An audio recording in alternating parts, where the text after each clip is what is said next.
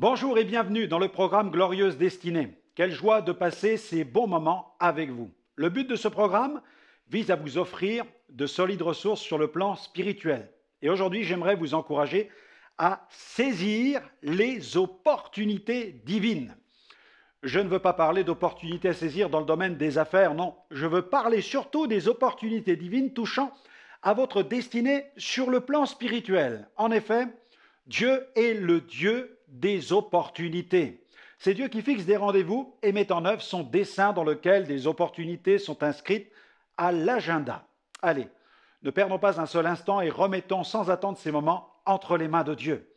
Notre bon Père Céleste, c'est toi qui as créé l'univers, c'est toi qui as créé les galaxies, tu as créé le monde, tu as placé sur le globe l'homme et la femme, tu as créé les êtres humains et tu as un plan. Tu es capable de déployer sur nos vies des projets, un plan de paix, des projets glorieux. Et nous te prions de nous aider, grâce au ministère du Saint-Esprit, à entrer dans tous ces projets que tu as préparés d'avance pour nous, nous qui t'aimons, afin que nous puissions les pratiquer. Au nom de Jésus, Amen, Amen. Il veut fortifier notre foi. Et la foi, c'est extrêmement important.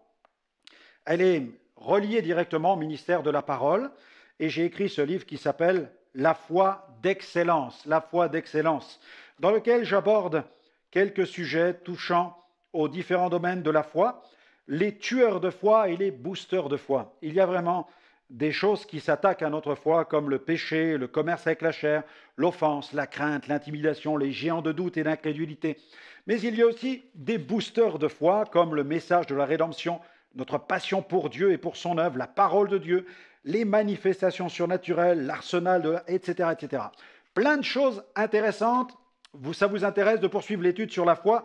N'hésitez pas, vous visitez notre boutique. Le titre, La foi d'excellence. La foi d'excellence. Allez, je vous propose de marquer tout de suite une pause musicale, une pause louange, célébration, même reconnaissance, puisque c'est le groupe Sphère qui chante « Tu es le seul ». Tu es le seul. Bien entendu, il s'agit de Jésus et du sacrifice qu'il a accompli pour nos péchés.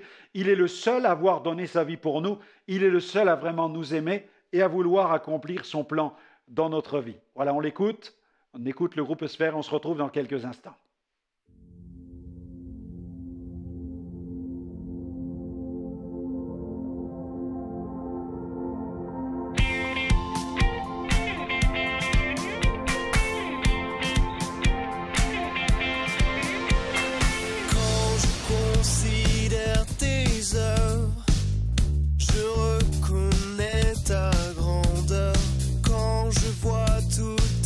Exploits, captifs.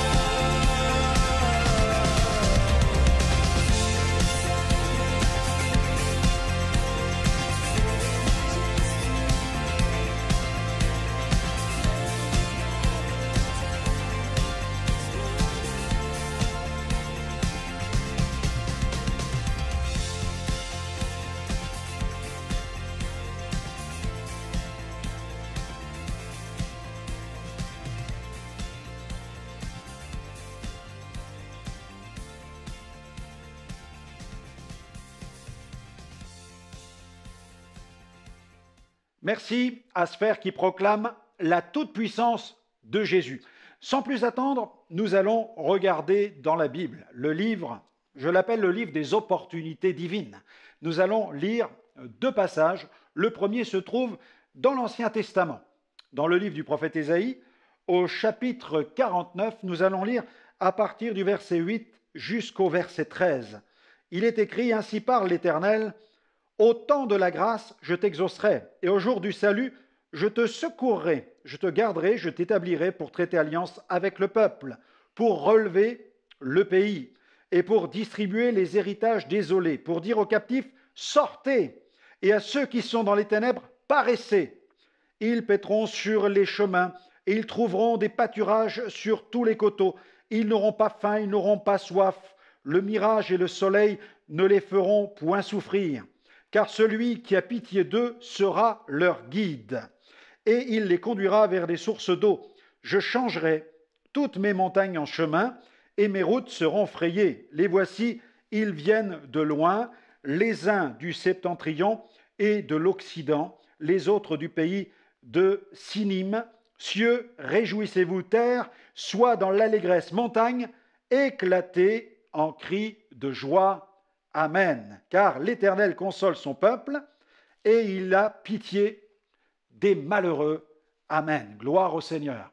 Et puis le second passage se trouve dans la seconde épître de Paul aux Corinthiens, chapitre 6, 2 Corinthiens 6, verset 1 à 2. Il est écrit: puisque nous travaillons avec Dieu, nous vous exhortons à ne pas recevoir la grâce de Dieu en vain. Car il est dit: au temps favorable, je t'ai exaucé au jour du salut, je t'ai secouru. Voici maintenant, notons-le bien, voici maintenant le temps favorable, voici maintenant le jour du salut. Amen.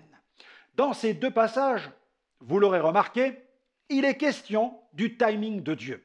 Dans l'Ancien Testament, l'auteur prophétise le temps de la grâce. Dans le Nouveau Testament, l'apôtre Paul fait référence à cette prophétie en évoquant le temps favorable. Et il invite chacun à ne pas recevoir la grâce de Dieu en vain. La grâce est cette opportunité divine unique. C'est pourquoi il nous faut non seulement saisir la grâce, sous-entendu la grâce du salut, mais aussi les grâces que Dieu désire nous accorder dans le cadre de ce salut. L'apôtre Jacques nous rappelle ceci dans Jacques chapitre 1er verset 17. Toute grâce excellente et tout don parfait descendent d'en haut, du Père des Lumières, chez lequel il n'y a ni changement, ni ombre de variation. Les grâces sont des cadeaux divins. Pourquoi les refuser? Dieu désire nous visiter et nous accorder ses multiples grâces. Malheureusement, à cause de son péché, l'homme ignore cette réalité. Ses yeux sont voilés sur cette dimension de la bénédiction divine. Karine Touil, écrivain français, a déclaré: tout dans la vie n'est qu'une question de détermination et de désir. Tout n'est qu'une question d'opportunité et de rencontre à saisir. Mais intéressons-nous au texte de notre méditation. Dans le Nouveau Testament, ce temps dont il est question est un temps favorable. Eh bien, ce temps est un terme qui a été traduit à partir du grec kairos. Et ce mot kairos représente un concept qui permet de définir le temps et de le situer de façon chronologique. D'ailleurs, ce mot chronologique vient du terme chronos, qui était un dieu du temps dans la mythologie grecque. Et ces deux notions de temps, kairos et chronos, vont de pair. En effet, le chronos, c'est-à-dire la durée du temps, associé au kairos, le moment opportun, la durée de la vie ou d'une destinée, permet de définir non seulement le temps, mais quelle place le temps occupe dans la destinée d'une personne. C'est pourquoi nous devons apprendre à bien compter nos jours, mais aussi apprendre à saisir le temps de notre visitation. Bien compter nos jours, saisir le temps de notre visitation. Souvenons-nous de cette parole adressée par l'Éternel à son peuple. Et je dois donc aussi ajouter ce détail important concernant ce temps, kairos. Kairos était lui aussi un dieu dans la mythologie grecque. Et ce dieu avait une particularité sur le plan physique. Il portait une touffe de cheveux sur la tête. Et lorsqu'il passait, seules 3 attitudes étaient possibles. le regarder tout simplement passer, l'ignorer et faire mine de ne pas le voir, ou tout simplement, eh bien, le saisir par la touffe de ses cheveux. Alors, j'aimerais vous encourager à saisir les opportunités de Dieu lorsque celles-ci se présentent à vous. Voyons-en plusieurs maintenant. L'opportunité de saisir le temps de sa visitation. Nous avons lu que lorsque Jésus est venu à Jérusalem, les habitants n'ont pas su saisir le temps de cette visitation. Depuis 2000 ans, depuis la venue de Jésus, nous sommes entrés dans la dispensation de la grâce. Et sous cette dispensation, Dieu désire nous visiter pour que nous puissions connaître la vraie joie. Désirons-nous le recevoir? Dans son agenda divin, Dieu fixe des rendez-vous en rapport avec la bénédiction qu'il veut déverser sur notre vie. Souvenons-nous de cet appel vibrant qui résonne dans l'Apocalypse au chapitre 3, verset 20. « Voici, dit Dieu, je me tiens à la porte et je frappe. Si quelqu'un entend ma voix et ouvre la porte, j'entrerai chez lui, je souperai avec lui et lui avec moi. » C'est le temps de la grâce. C'est le temps favorable. Il y a en effet des situations improbables, inattendues, qui ont été planifiées par Dieu, organisées pour le développement de notre destinée. Il y a quelques années, je me trouvais dans l'allée centrale de l'avion qui allait me ramener de Ouagadougou à Paris. J'étais en train de ranger mon sac de voyage dans le compartiment à bagages quand tout à coup j'ai aperçu le steward qui se dirigeait vers moi d'un pas vraiment décidé. Arrivé à ma hauteur et visiblement troublé, il me dit « Bonjour monsieur, puis-je me permettre de vous demander ce que vous faites dans la vie ?» J'ai répondu « Je suis pasteur. » Stupéfait, l'homme poursuit et il dit « Écoutez, j'ai été poussé par une force intérieure à m'approcher de vous. J'ai besoin d'aide. Ma femme est possédée et je ne sais pas vers qui me tourner. » Ce jour-là, cet appel de détresse m'a saisi. Pendant ce vol, j'ai eu plusieurs fois l'occasion de partager l'Évangile quelques minutes avec cet homme. Je lui ai expliqué comment Jésus avait changé ma vie et comment ma famille avait été délivrée des liens de l'occultisme. De toute évidence, cet homme a su saisir l'opportunité divine ce jour-là. Plus nous marchons avec Dieu, plus nous réalisons que la foi est cet élément vital qui donne à notre vie spirituelle toute sa dimension, tout son volume, toute sa puissance. C'est elle encore qui donne à la vie chrétienne tout ce qui fait sa force, sa vigueur, sa valeur, sa dignité, en un mot, son excellence. Mais donnons-nous suffisamment d'importance à la foi? Prenons-nous suffisamment soin d'elle? Dans ce livre, La foi d'excellence, vous pourrez découvrir quels sont les tueurs de foi qui s'acharnent à vouloir nous faire douter, mais surtout les boosters de foi qui peuvent la dynamiser. Rendez-vous sur notre site www.gospelvision-international.com pour vous procurer ce livre. Une autre opportunité, l'opportunité d'être sauvé. L'Évangile est le message du salut annoncé à tous les hommes sur toute la terre, parmi toutes les nations. Avant de remonter vers son Père, Jésus a dit à ses disciples dans Marc 16, verset 15, « Allez par tout le monde prêcher la bonne nouvelle à toute la création. » Ainsi, depuis 2000 ans, l'Évangile ne cesse de se répandre dans le monde. Des hommes et des femmes de tout peuple et de toute langue se tournent vers Jésus-Christ. Des multitudes viennent à Jésus. Dans le cadre de notre ministère international, j'ai l'occasion de voir des milliers venir à Christ. Regardez ici, des foules viennent entendre l'Évangile au Pakistan. Maranatha, Alléluia, और फिर नारा तस्लीस, बताए सलीम. तैयार? Maranatha,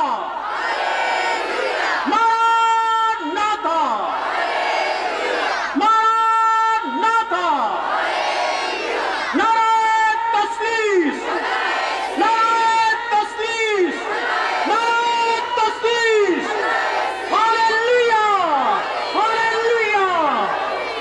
तशरीफ रखे. खुदा तेरा शुक्रगुजार हूँ. Praise the Lord. खुदावंद की तारीफ हो. Praise the Lord. खुदावंद की तारीफ हो. Hallelujah. Hallelujah. We want to say glory to Jesus. खुदावंद यीशु को जलाल मिले. Hallelujah. Praise the Lord. Jesus is here. Jesus is here. Worship. La foule était en liesse. Des familles entières étaient venues pour entendre parler de Jésus. Quel privilège et quel miracle d'entendre chaque soir la prédication du plein évangile retentir dans la ville de Faisalabad. Dans cette période de fête musulmane, l'évangéliste axa ses messages sur la puissance du sacrifice de Jésus, le Fils unique de Dieu. Des mauvais esprits ont quitté les corps de plusieurs possédés. La prédication de l'Évangile confirmait la supériorité du royaume de Dieu sur le royaume des ténèbres. Incroyable! Des milliers qui entendent l'Évangile en République islamique du Pakistan. À chaque fois, lorsque je vois des foules venir à Jésus pour faire la paix avec Dieu, je ressens une profonde émotion.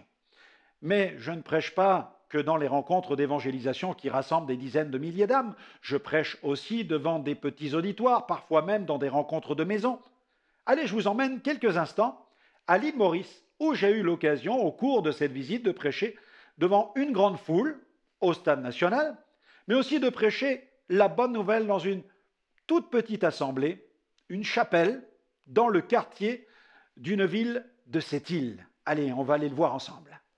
Il pria ensuite pour les différents besoins des personnes présentes. Sur le plan spirituel, tant d'êtres humains sont déséquilibrés.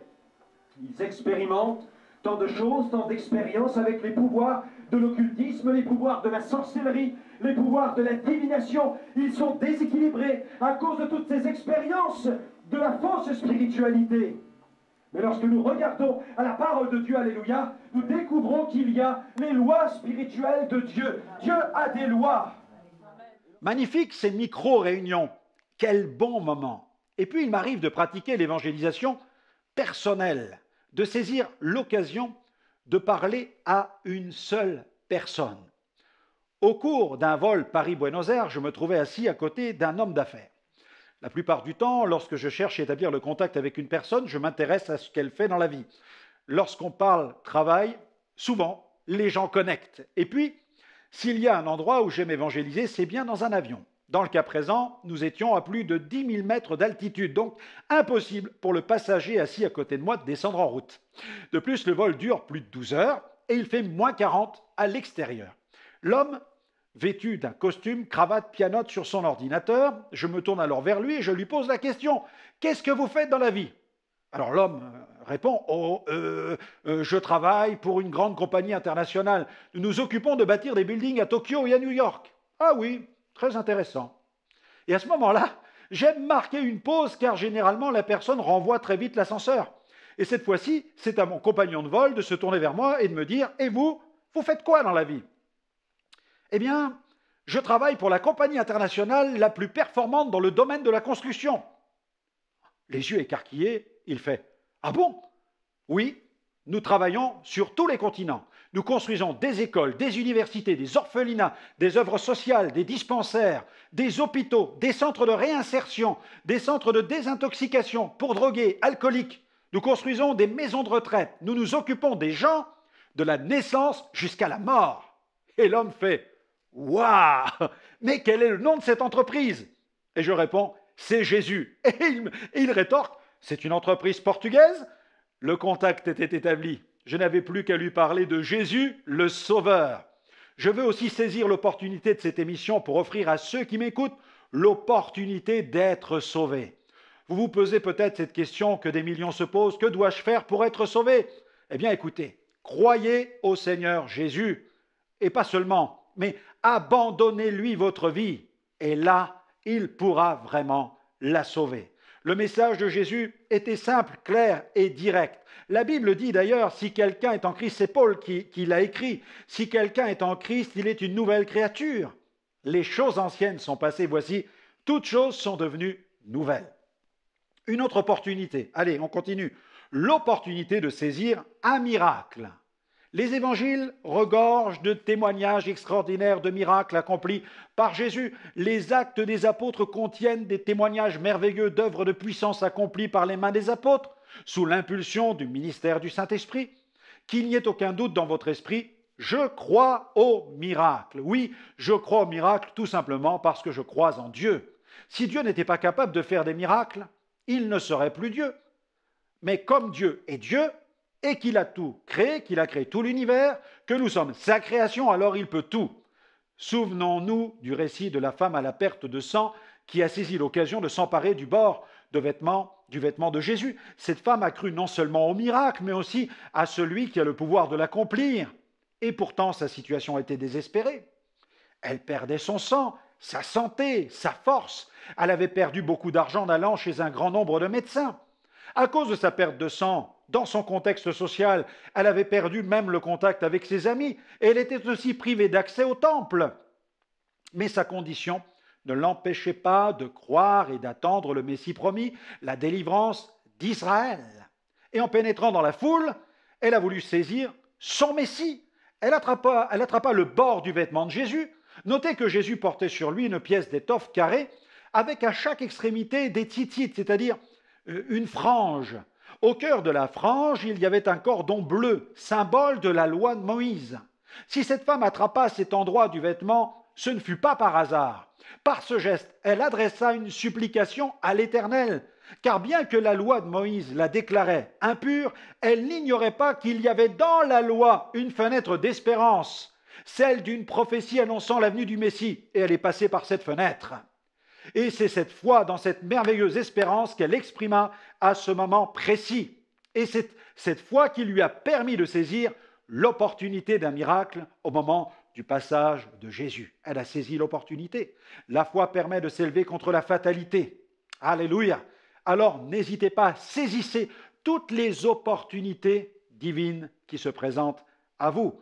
L'opportunité d'un miracle, d'une guérison, d'une provision, d'une direction, mais surtout l'opportunité du salut de votre âme. J'espère que vous allez saisir toutes ces opportunités.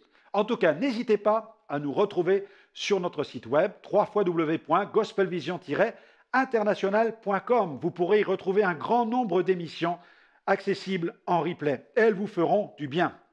Que le Seigneur continue à répandre sa grâce sur votre vie et qu'il vous fasse pleinement entrer dans votre glorieuse destinée. Que Dieu vous bénisse et à très bientôt.